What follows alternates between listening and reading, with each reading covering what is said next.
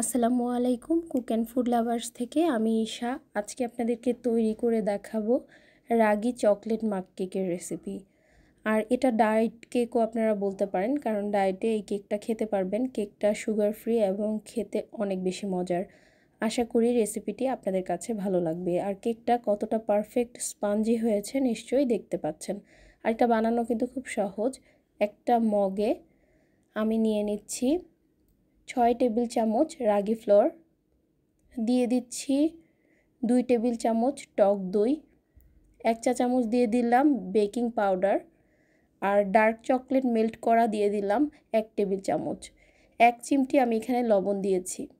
সবগুলো উপকরণ একটু মিশিয়ে এখানে আমি ঘি দিয়ে দিচ্ছি 1 চা চামচ।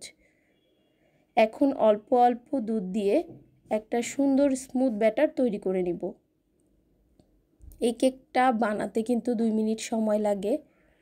প্রসেসিং সহ 5 মিনিটেই কিন্তু আপনারা তৈরি করে নিতে পারবেন। আর দুধের পরিমাণটা আমি বলছি না, ঘনত্ব অনুযায়ী দুধ যতটুকু লাগে দিতে হবে। আর এটা মোটামুটি ঘন একটা ব্যাটার হবে। আমি যে ডার্ক চকলেটটা ব্যবহার করেছি এখানে 100% কোকোয়া, অনেকটাই তিতা ডার্ক চকলেট, যেটা ডায়েটে খেতে পারবেন। সেই চকলেটটাই আমি মেল্ট করে এখানে 1 টেবিল চামচ দিয়েছি। এটা কিছুটা সুইট, এই জন্য এক্সট্রা কিছু দেইনি। আপনারা চাইলে এখানে হানি ইউজ করতে পারেন, সেমি সুইট চকলেট ইউজ করতে পারেন, পুরোপুরি আপনাদের ইচ্ছা। কেউ চাইলে এখানে কোকো পাউডার এবং সুগার দুইটাই ইউজ করতে পারেন যদি আপনারা ডায়েটে থেকে না থাকেন।